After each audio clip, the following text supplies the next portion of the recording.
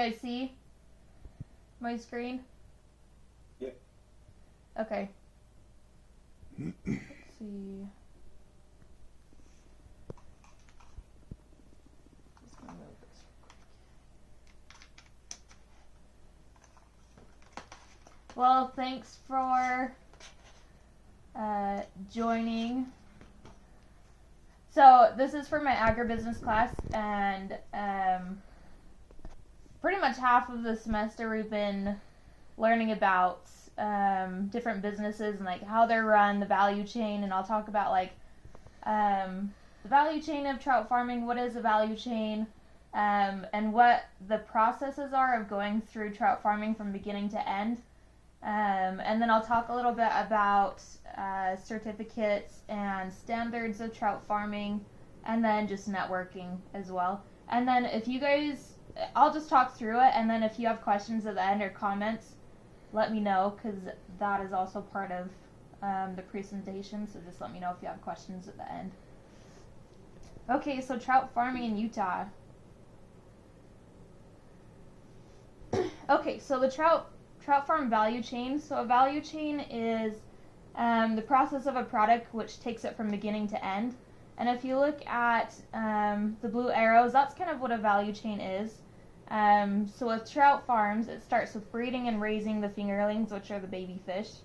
And then the next phase is moving the maturing trout through growing ponds. And then once they're mature enough, they are sold to either private stock ponds, live, or they're sent to be processed to either a processing facility, or they're able to do it there at the farm. After they're processed and packaged at the processing facilities, they're transported to stores and restaurants. And then I also forgot to add that they can also just be picked up at the local fish farm if they want to do it that way. And then the end product is the bought fish, and then we get to eat it, which is the best part, I think. So I'm gonna go more into detail on all of these here. So we're gonna start off with input supply, and input supply is what do you need to start an actual fish farm. And so the activities are to start a fish farm, you need to be able to have fish for breeding, or to be able to buy the fish from other fish farms to start off, and then raising the fingerlings, which you can see in this picture here, the tiny little trout that start off. You also need to create ponds or nursery sheds for the fish eggs to be able to hatch and grow. The actors are the people that are involved in this process. So the main actors in the input supply are one, the fish farmer, and then the veterinarian. Some of the biggest things here are that your inputs are getting the fingerlings, getting the stock tanks, fish food that you'll need to feed the fish, testing your water, making sure you have nursery buildings that have proper temperature regulations for the fish, and then the standards and certifications met, which means that you're testing your fish, you're testing the water, making sure there's no diseases or anything, and that's where the veterinarian comes in, is to be able to check those things. Your output is what you get out of the input, which is maturing trout. That's what all of this is about right now with input, is just making sure that you can get to the point where you have mature trout. Some of the challenges of input supply is local laws. Diseases can be a big thing, temperature changes in the weather, and power outages. With local laws, you have to make sure that the water that's leaving the fish farm isn't getting into like local rivers or anything that can cause disease to the wild fish. So that's something that you have to be careful of, and that's part of your standards and certifications when you start a fish farm. So some of the possible solutions that can meet these challenges, especially with local laws and making sure that you can also have an advantage at the fish farm, is to become part of the local board for just agriculture in general. You can also test your imported fish, so any fish that are coming into your fish farm for like the breeding stock or anything like that. making sure that they're tested for disease, making sure that they're properly medicated, and then making ponds with the temperature thing, temperature changes in weather and power outages. Some of the ways that you can, the solution for that is making the ponds deep enough for temperature fluctuations so that the fish can either go higher if it's warmer, or cool, or down further if it gets cooler. So those are some possible solutions for that. Okay. So this is production, and what does it take to produce? So the activities of production are the growing phases, being able to transport the fish to different ponds, testing the fish for disease again, and also testing for pathogens. So again, the actors are about the same with this as the farmer and the veterinarian. And then again, this is pretty similar to the input supply, so you want to make sure that you've got the stock ponds, the food, water testing, and pond maintenance, making sure that there's not algae or things that are growing in the pond that are going to make the fish sick. So the outputs are that you've got the finished mature trout. They obviously are not going to be as big as as the big picture here, but I wanted to show that because that was pretty cool. So some of the challenges, again, are disease, temperature, local laws. If the precipitation is bad, that can affect the water temperature of the ponds as well, and then power outages. So the possible solutions are all similar from the last one, except for, let me move this real quick so I can read it. Making sure that you've got shade and sun for the pond, so you've got kind of a solution for that as well. If the weather does drop significantly, they've got places where they can go in the sun to warm up or in the shade to cool down. And also another thing is that I learned from the fish farm when I went and interviewed them is to diversify what they sell. So if for some reason it gets way too hot or too cold, or like there's a power outage and all of the fish eggs die, to diversify what they sell. So they've got different options. At their fish farm, they don't just sell trout, they also sell tilapia and bluegill. Okay. And those ones are a little more hardy when it comes to weather. So they've got a diversified fish that if one does fail for some reason, they have a backup of other fish.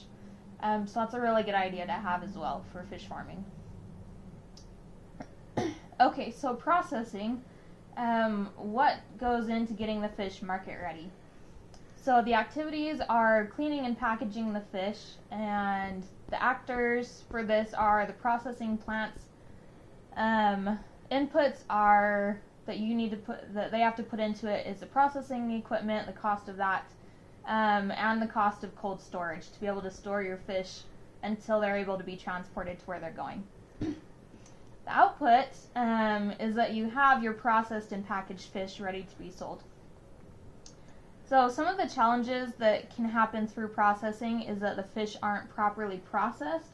So that means either they're not packaged properly, and so they can go to waste. Same with like being stored in cold storage. If they're not properly stored at the right temperature, they can also be ruined as well and can't be sold. So some of the solutions to that is making sure that you're researching your processing plants and making sure that you're choosing a processor that has proper health codes and regulations. So these things don't happen. So they've been coded for proper packaging and sealing as well as storage. So that's a solution that you can have with processing. So distribution. This is how the fish are transported. So the activities are transporting the fish. The actors are the transportation, which is like the transportation cars. And then this also has to do with the restaurants and stores where they're going to. So the inputs are distributing the fish or transporting the fish, and the output is the ready-to-sell product. So some of the challenges for distribution are that the fish aren't properly transported or they're not kept properly cooled. So kind of the same with production. You have to make sure that they are transported at the right amount of time, so they're not being transported slowly or super far away to where the fish will spoil before they even get to the stores or the restaurants. And then again, being properly cooled. If they're not properly, or if they're not kept at the right temperature, again, they'll spoil and they can make your consumers sick. So you want to make sure that you've got the right kind of transportation. So the solution, again, is finding a transportation company that's reliable. And then, again, that also has that proper certification and equipment that can keep the fish fresh. So let's see here. So consumption, this is the end. Activities are the consumption of the processed fish. And the actors are locals, restaurants, and stores. The inputs are displaying and selling the fish. Outputs are processed packaged fish ready to be eaten. Some of the challenges of consumption is that the quality of fish is bad, or not enough demand for the fish that you're selling. So if consumers get their food and they take it home and they don't like the fish, they're not going to buy it again. And if you're selling to an area that's not going to buy your fish, then you end up having an over surplus of fish and you're not making the income that you need. So some of the solutions for this are ensuring that the value chain process produces quality fish, which means that you're producing the fish at your farm in a healthy way that's going to have good quality, and then throughout the value chain they're being processed and cooled and taken care of in a proper way. And making sure that they're shipped fresh to the customer. They're not being sent out, months after they're supposed to be sent out, which would be bad. And then also making sure that you've got good business connections so supply doesn't become more than demand. That's a big part of this consumer, is making sure that you're making connections with local restaurants, local stores, getting out there and promoting your product so that people know what you're selling, so your demand is as high as your supply. Okay, so networks. This is kind of like going with why the value chain is important, and how they all connect to each other, and how each part of the value chain really interconnects with each other and needs each other. So with the trout farms, the trout breeders need trout farmers to buy their fingerlings in order to make a profit. And vice versa, the trout farmers need the breeders to be able to provide them with a stock of fingerlings. The farmers need to gain good relationships with locals, restaurants, and stores so that they can sell in order to make good contracts to sell the fish, and a reputation for the quality fish. The locals, in turn, and the restaurants and stores like having that local trout to eat. Let me move this real quick so I can read it. And then the transportation companies and processing facilities, if they don't have anything to transport, then they're out of business. And so they like to be able to have that ready to sell product. So that's why the value chain is so important, is because everybody needs each other. And if you can create those good connections within the value chain, you can create a really successful product no matter what it is. But with trout farming, this is what you need to be able to be networking to make a good business. And then with this is a trout farm standards and certification. To be able to have a good running trout farm that's going to have those healthy fish, and also to give you a leg up in competition, is to be able to have these standards and certifications. You've probably seen these before, where they've got the labels like USDA organic or certified humane raised and handled. Those are certifications and standards that you can get to make yourself stand apart from others. With trout farming, there are a lot of requirements and fees that you need to have, which require the fish testing for diseases, making sure that you've got systems that don't have runoff water. Again, you could spread disease, so that's something that they want you to be certified for, is knowing that you've got healthy water, testing, and there's nothing that's going to be spread. And then there can be other things like what you're feeding your fish. And and what kind of antibiotics or things that you're giving your fish, so that there's not like chemicals or anything that are in the fish when you're actually selling them. So those are standards and certifications that you can also promote your fish with, is that you've got these certifications that you're going to have healthy fish that don't have antibiotics in them or chemicals in them before they've been sold. So they'll be fresh, healthy fish for the consumer. Another great thing that they have in the state of Utah is that they allow game fish in private ponds without needing certification if they've already been, if you were buying from a USDF approved fish farm, which is another certification. So that's really good to know. If you want to have your own stock pond with trout, you can get these from local trout farms without needing to have certifications on them because they've already been certified. So that's the end of my presentation. Do you guys have any questions? Put this off share so you guys. One part, so you mentioned to sell, you have to reach out to local restaurants and stores. Did they, in your class, talk about food brokers, or if that's kind of not very many people do that? We didn't talk about that, and I actually haven't heard of it, but what is it exactly? Food broker? So you pretty much have a network of buyers, and they take a cut. But you connect with them, and then they'll find all the buyers. Sometimes they'll handle all the shipping and stuff too. Oh, cool. And set you up with people to buy so you can focus on what you're making, and then they'll focus on doing all the selling and finding people to buy it from you. That's cool. Yeah, I haven't heard of that before, but I'm sure you could do that with your fish farming. Yeah. I mean, I imagine for people who, because it's kind of two sets of skills. One, you have to know how to farm fish, and then two, the networking is a lot of work too, which some people don't know how to, or either don't know how or don't want to. Yeah. Do the work of trying to network and find people.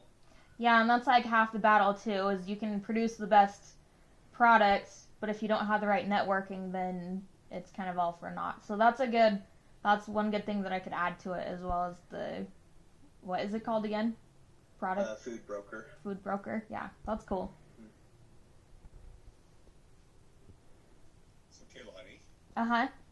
Did you talk to the cold water fish guys?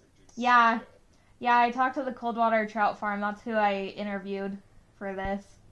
So, you talked about diversifying. We went there, and they were taking a shipment to stock ponds, like in the Uedas or something. Yeah, so they stock ponds, like pretty much, like I'm pretty sure it's northern Utah and like up in Idaho and things. Like they'll take their live fish and they'll transport it to other stock ponds. Which is cool. Also the fun of taking your kids to their farm. Yeah. That's another part of their promotion, I think, is the agritourism, where they bring people to the farm. And then they do their pumpkin thing, or their corn maze. In the fall. Yeah. So they are diversified, yeah. Yeah, and that's one of the biggest things that she was talking to me about, is how they're successful through diversifying, not only with their fish, but also with like other products, and like bringing people there to go fish, or like their corn maze, or just like little things that they do there. They had a greenhouse there last year, or this summer, so they've got a lot of diversity, which makes them really profitable. Oh, and they have their event center too, which is cool.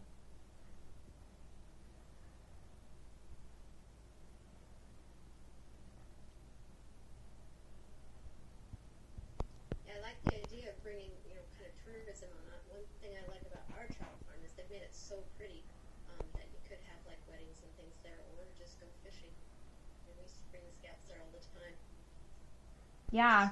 Would you need to own land that had a stream going through it to have a trout farm? No, because you can also do like stock ponds. With them, they have a natural spring that goes through there, so they're really lucky. They said it's like perfect conditions for them. some people will actually do trout farms in rivers themselves, and so that's where the big part of testing their fish goes, because it does run into the river. But there are some where you can recycle your water, and so it doesn't even have to go into the rivers, like with stock ponds. And there's kind of recycles as well and doesn't go into the river. So there's different options that you can do with that. Okay. People have done they almost look like swimming pools. Yeah, I imagine the either stock ponds or the pools that you make get pretty pricey, especially if you're trying to recycle water. That owning land with water going through it is probably the most ideal situation. It can depend, because it depends on where that water, the runoff water, is going. Because there are some regulations, some won't even allow a fish farm depending on where that water is going after it's gone through your fish farm. So it really depends. There's pros and cons to either, I think. Because the river is more of a natural habitat, but the stock ponds can be more regulated. So it just depends, I think. Trout have Did to. they talk at all about insurance in case the fish did get a disease or something and you lose your whole crop? I didn't talk to them about insurance, actually, but that's something that could be looked into. There's insurance for literally everything. Yeah, yeah, I'm sure they do have some sort of something insurance. for it, Yeah, I wonder if it'd be very expensive or if it'd be reasonable. yeah, that would be interesting to look into for sure. Yeah, that would be a bummer if your fish got a disease. It would Yeah. just be a livestock insurance. I wonder. A livestock my other insurance. question too is if somebody started up a fish farm, if that would take a full-time amount of work, or if it'd be kind of a fun side job, hobby. Obviously Yeah. it depends on how big it is, but Yeah, I think it does, because you could do a small stock pond in your backyard and sell, because you can put probably 100 fish or something in your backyard if you really wanted to, and you could sell. I think one of the ways to go would be just doing the fingerlings. Yeah. It's just a really quick turnaround, And you're good to go once you have your crop out and you just start the next one. Yeah, they said that they actually make a lot of money selling the live fish eggs and the fingerlings. So that's also another good thing that you could do. If you had a small amount of space, you could sell those. But she did say that that's the hardest part, keeping them alive, because you have to keep the temperature perfect. But yeah, that's another good way that you could do it in a small area, I think.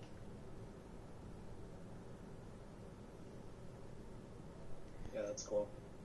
So trout actually have to live in a moving water environment to reproduce, and a lot of people have recycled their Drink hot water. water so they can hear. Trout have to live in a water moving environment to reproduce. So in other words, the water has to flow for trout, otherwise they are sterile and stagnant.